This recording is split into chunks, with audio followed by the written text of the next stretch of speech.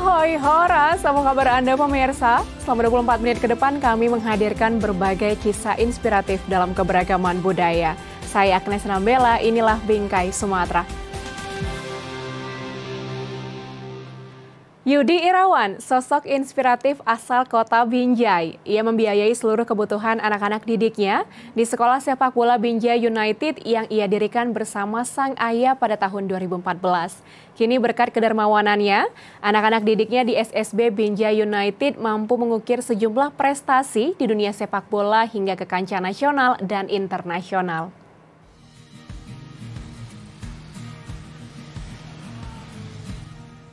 Inilah Yudi Irawan atau yang kerap disapa Yudi.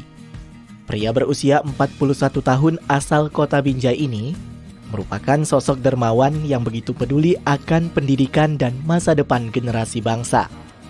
Bersama sang ayah, ia mendirikan sekolah sepak bola Binjai United pada tahun 2014.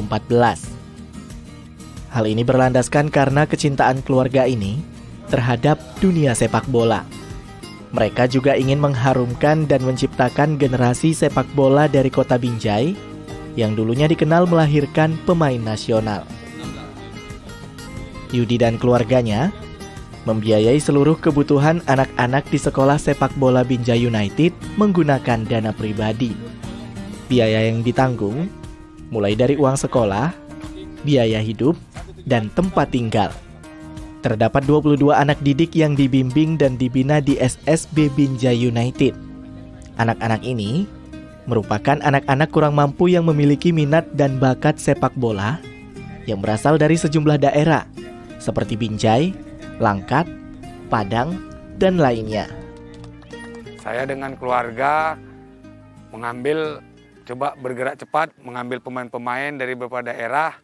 Itulah saya kumpulkan menjadi satu tim untuk membela Binjai ataupun Sumut yang kemudian hari. Dan satu, masalah narkoba kan sekarang ini kan sangat membuming kali. Ya dengan adanya anak-anak ini saya sekolahkan, saya meskan untuk juga menghindarin masalah narkoba. Biasanya, proses latihan dilakukan 2 hingga 3 kali dalam seminggu. Hal ini dilakukan untuk tetap menjaga kualitas dan ketangkasan dari peserta didiknya. Apalagi ketika memasuki musim tanding, proses latihan pun semakin digiatkan. Terbukti hingga kini, SSB Binjai United sudah mengukir sejumlah prestasi hingga kancah nasional dan internasional. Seperti kejuaraan Danon U12, Wali Kota Binjai Cup, Liga Pendidikan Indonesia, Piala Menpora, Piala Edi Rahmayadi, Piala Suratin, kejohan Piala Remaja U16 di Kedah, Malaysia, dan lainnya. Jadi kami kalau anak-anak yang mau berprestasi di Binjai United, satu, bagi yang umat Islam, mereka harus ikut menjalankan peraturan sholat 5 waktu dan mengaji. Sekolah yang paling utama sekarang ini sekolah, mereka sekarang ini saat ini kuliah di Pancabudi. Dan kalau untuk yang beragama Kristen, ya kita silahkan juga mengikuti peraturan agamanya gimana ininya, atau hari Minggu ke gereja, kita silahkan. Yang penting satu modalnya sekolah itu tidak boleh dilupakan, karena itu untuk menunjang masa depan mereka. Hadirnya SSB Binjai United memberikan banyak manfaat bagi pesertanya. Salah satunya Vigo Armansyah, remaja asal Tanjung Pura Langkat ini, mengaku sangat berterima kasih kepada Yudi dan keluarganya. Karena SSB Binjai United menjadi wadahnya dalam mengukir sejumlah prestasi di dunia sepak bola dan pendidikan. Mereka menyayangi kami seperti anak mereka sendiri. Kami diayomi, disayangi, dianggap seperti keluarga lah sudah kan Bang. Diarahkan juga kami, dibimbing, dibina, seperti sekolah kemarin SMA dijadikan satu sama mereka biar supaya mereka pantau terus kami perkembangan kami sampai juga saat ini kan dikuliahkan di Pancabudi juga lagi sama-sama. Ya walaupun nggak sama juga lah, kan masing-masing udah ke depannya. Semoga apa yang dilakukan oleh Yudi dan keluarganya dapat mengetuk pintu hati kita semua untuk lebih peduli terhadap pendidikan dan potensi anak-anak prasejahtera. Karena apabila berhasil dan sukses, akan menjadi amal jariah bagi kita yang turut andil mengantar keberhasilan mereka.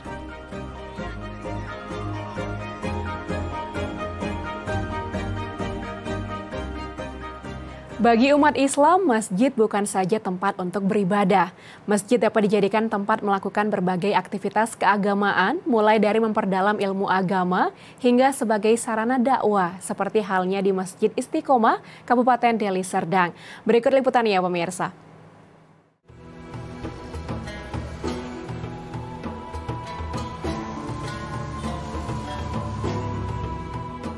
Dalam Islam, keberadaan masjid sangat penting dan menempati posisi sentral. Dari sejarah perkembangan umat Muslim, masjid dinilai memiliki peranan yang begitu penting dalam penegakan agama Islam.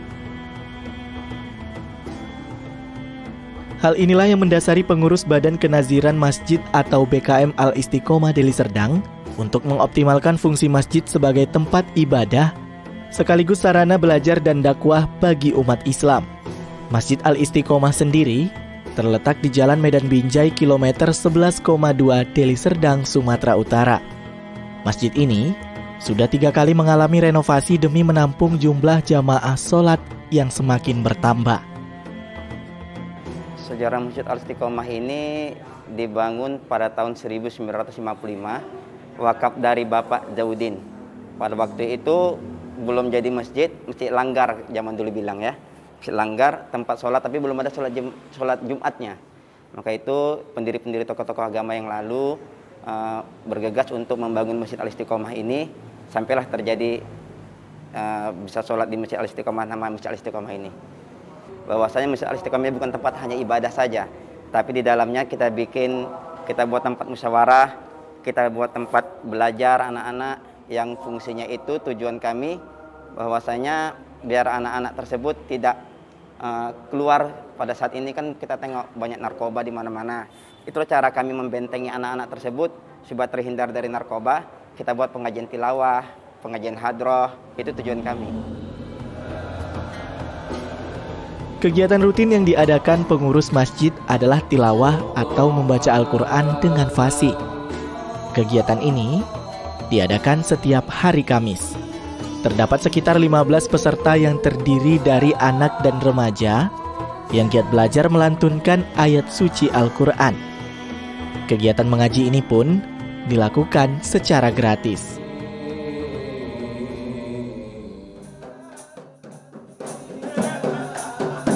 Selain tilawah, jemaah di masjid ini juga kerap berlatih nasyid. Mereka melantunkan beberapa lagu-lagu Islami dengan memainkan alat musik hadroh yang sudah disediakan oleh pengurus masjid. Muhammad Dwi Umri, salah seorang jemaah masjid yang rajin mengikuti kegiatan tilawah dan nasyid di masjid ini sejak 3 bulan terakhir. Selain dapat meningkatkan ketakwaan, ia merasa kegiatan ini dapat membentengi dirinya dari kegiatan negatif yang merugikan. Ya karena saya ingin menambah pengalaman aja, terus ingin memperdalam ilmu Al-Quran juga, mempertahu lagu-lagu tilawah. Ya saya harap dengan adanya tilawah di masjid ini ya terus seperti ini gitu. Dengan adanya tilawah, jadi remaja-remaja bisa terhindar dari pergaulan bebas dari narkoba. Jadi lebih baik loh. Kami harapkan sekiranya dapatlah memperbaiki akhlak dari warga sekitar, dikarenakan kita lihat sekarang banyak Pak Bu ya, banyak anak-anak sudah terkontaminasi narkoba, anak-anak banyak terkontaminasi game online itu. Bagaimana caranya anak-anak itu tidak terjerumus di hal-hal negatif. Masjid Al-Istiqomah menjadi salah satu dari sekian banyak masjid yang berperan besar dalam kesejahteraan umat. Begitu pentingnya posisi masjid dalam Islam, sehingga masyarakat pun menjadikan tempat ini untuk memperbaiki diri, sekaligus mendekatkan diri kepada Sang Pencipta.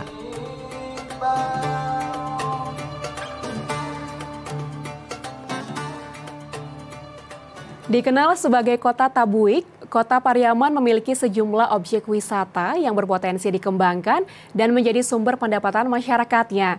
Ternyata kelembagaan adat juga berperan dalam penentuan lokasi wisata, pemirsa. Nah, bagaimana nilai adat berpadu untuk bisa mengembangkan potensi di Pariaman? Berikut liputan selengkapnya untuk Anda.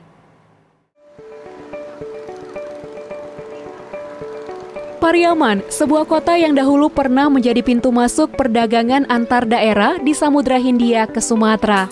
Salah satu titik penting di pantai barat Sumatera selain Aceh dan Barus. Inilah kota kelahiran Muhammad Saleh Datuk Rangkayo Basa, sosok saudagar paling kaya di pantai barat Sumatera di akhir abad ke-19 hingga awal abad ke-20. Saudagar Muslim yang berhasil membangun usaha sendiri berkat kegigihannya. Di salah satu sudut kota Pariaman, peninggalannya masih bisa dijumpai. Jejeran bangunan toko berusia puluhan tahun dengan tulisan Arab di dinding bagian atasnya. Selain itu, terdapat juga rumah gadang, tempat tinggal Muhammad Saleh dulu.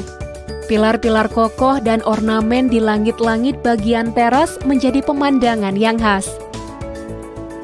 Hingga tahun 2018, tercatat ada 22 lokasi objek wisata Kota Pariaman tersebar di 4 kecamatan. Salah satu desa wisata pesisir Kota Pariaman bernama Desa Apar. Satu-satunya desa perwakilan Sumatera Barat yang masuk nominasi Desa Wisata Nusantara Kemendes tahun 2019.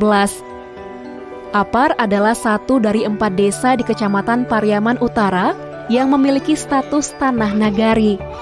Potensi lahannya berada di bawah wewenang kerapatan adat nagari, meliputi pantai, hutan pinus, talau atau talago, mangrove, dan konservasi penyu. Itu kesepakatan masyarakat dengan Nyak Mama dan pemuka-pemuka adat. Waktu itu sepakat menyerahkan tanah wilayah ini kepada Pemko dijadikan desa wisata dengan syarat masyarakat Simpang Apar diperbolehkan berjualan di sepanjang jalan, di sepanjang pantai Simpang Apar ini untuk menambah ekonomi masyarakat. Satu kali rapat itu sudah diizinkan oleh masyarakat. Masyarakat itu malahan bersyukur karena sudah bertambah penghasilannya tiap hari. Salah satu destinasi wisata Desa Apar adalah hutan mangrove. Luasnya sekitar 10 hektar. Di tahun 2010, hutan mangrove sempat berstatus kritis karena ulah tangan yang ingin merusak kawasan hutan. Sejak adanya gerakan individu dan kelompok pegiat lingkungan beserta pemerintah yang melakukan program rehabilitasi dan rekonstruksi penanaman bibit, hutan mangrove kembali rimbun. Hasilnya hingga tahun 2018, sekitar 30.000 bibit sudah memenuhi kawasan hutan mangrove. Untuk menikmati keindahan dan suasana di kawasan hutan, sudah disediakan jalan berpondasi beton yang dibangun melalui bantuan CSR Pertamina. Penetapan hutan mangrove sebagai destinasi desa wisata Apar memberi pengaruh semakin terjaganya habitat awal biota laut ini. Masyarakat mulai menjaga hutan dengan tidak merusak atau melakukan penebangan. Bukan merangkul dari BUMDes saja, kita merangkul dari masyarakat setempat, gimana kita mengubah itu manage masyarakat tentang wisata kan. Kita merangkul dari pemuda yang itu dikomandoi oleh Karang Taruna itu. Dan kita juga merangkul dari nenek mama. Jadi bukan pemuda-pemudi aja yang kita rangkul. Jadi seluruh lapisan masyarakat yang bisa diajak untuk mengembangkan desa wisata kita. Wilayah pesisir Desa Apar termasuk kawasan konservasi perairan di Kota Pariaman. Destinasi lain yang berhubungan dengan kegiatan konservasi adalah penangkaran penyu. Salah satu sarana penangkaran adalah ruang karantina. Ada belasan penyu yang ditempatkan di masing-masing bak karantina. Jenis penyu yang ditemukan dan ditempatkan di ruangan ini adalah penyu sisik, penyu hijau, dan penyu lekang. Penyu yang dibesarkan di sini di samping untuk menjaga kelestarian penyu, juga menjadi sarana edukasi dan pengamatan. Masyarakat Kota Pariaman masih menerapkan nilai arif musyawarah sebagai perisai pengembangan wisata daerahnya. Saling bahu-membahu yang berujung pada terjaganya ekosistem dan bertumbuhnya nilai ekonomi masyarakat. Ya, sebagai makhluk yang punya rasa, memang siogianya manusia hidup saling berdampingan dengan sesama dan juga alamnya.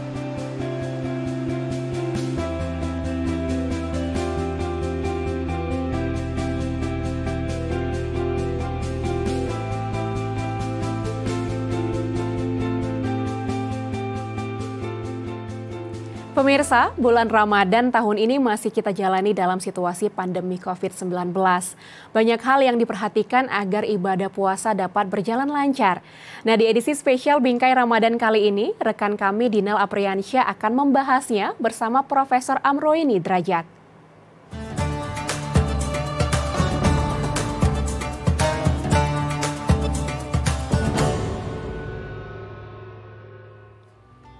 Assalamualaikum warahmatullahi wabarakatuh. Halo pemirsa Bingkai Sumatera, saya Dinal Apriansyah dalam Bingkai Ramadan. Kali ini kita akan membahas tentang bagaimana menjalani ibadah puasa di saat pandemi. Yuk langsung aja kita berbincang dengan Profesor Amroeni Drajat yang merupakan seorang guru besar dari Universitas Islam Negeri Sumatera Utara. Assalamualaikum Prof. Waalaikumsalam warahmatullahi wabarakatuh. Gimana kabarnya Prof? Alhamdulillah baik. Syukur alhamdulillah ya Prof, semoga kita sehat selalu Prof. Prof, jadi gimana nih Prof? Saat ini kan, Ramadan saat ini kita kan masih dalam suasana pandemi. Tentunya kita untuk melakukan segala sesuatunya masih terbatas ya Prof. Bagaimana nih Prof caranya agar kita menjalani ibadah puasa ini tetap berjalan dengan lancar tanpa ada hambatan Prof? Baik, pelaksanaan bulan puasa pada saat ini memang dari sisi hakikatnya kita disuruh untuk berpuasa. Tetapi kalau dari sisi kondisinya memang dalam kondisi ada musibah. Dalam hal ini kita sedang mengalami pandemi. Kemudian kita ini sekarang ini melaksanakan puasa ini untuk yang tahun kedua. Kalau dari sisi apakah berkurang nilai-nilai ibadah kita, saya rasa tidak. Karena nilai puasa itu tetap ya pada ujungnya itu untuk membentuk manusia-manusia yang memiliki karakter bertakwa. Yaitu yang disebutkannya sebagai la'allakum tattaqun.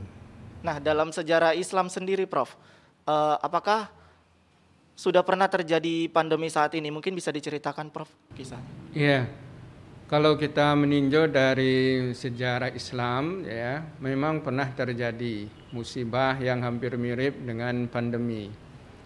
Di mana suatu saat terjadi di suatu kawasan ada beredar penyakit yang menular seperti itu, sehingga pemimpin pada waktu itu menyuruhnya atau melarang untuk tidak memasuki daerah tersebut. Karena itu termasuk adalah daerah yang berbahaya. Ini kalau kaitannya dengan pandemi juga, ini kan pandemi adalah musibah atau penyakit yang menular. Musibah ini pun sebenarnya sudah ada di dalam Al-Quran. Misalnya, a'udzubillahi minasyaitonirrajim.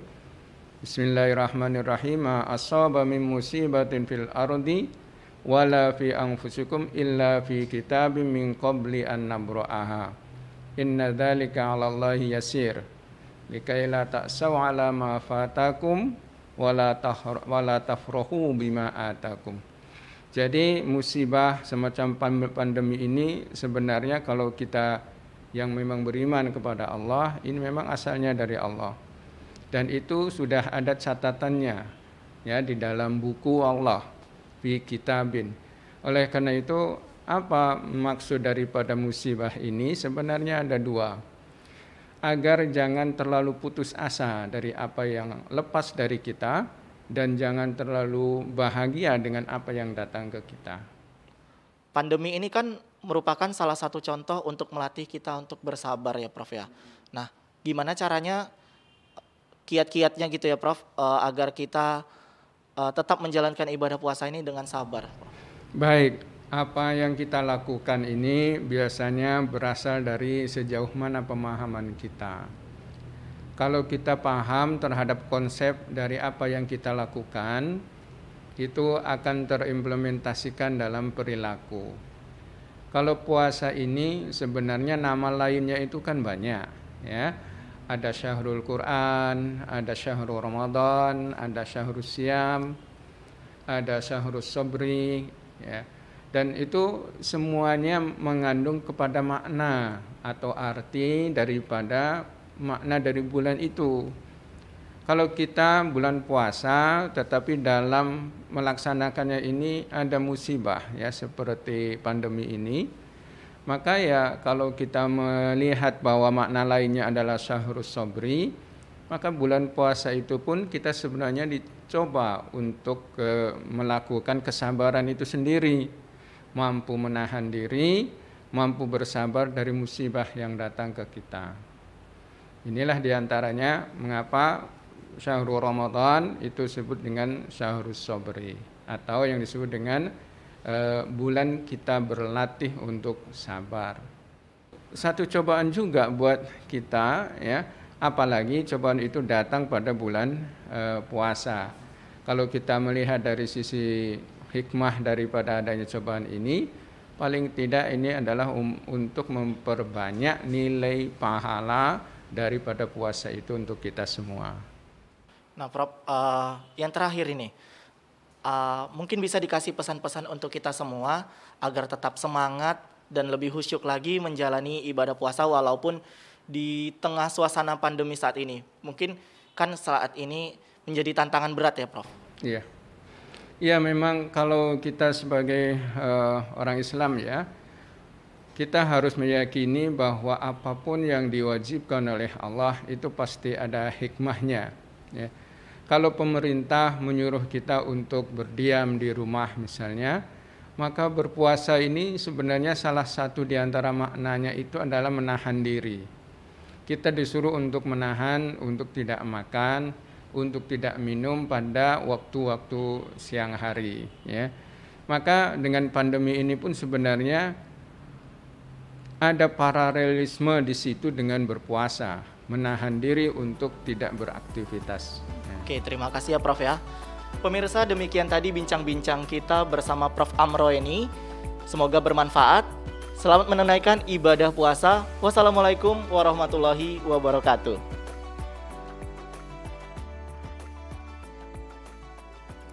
Sekian program Bingkai Sumatera, saya Agnes Nambela pamit. Jaga diri Anda dengan menerapkan protokol kesehatan dan tetap semangat menyebarkan kebaikan.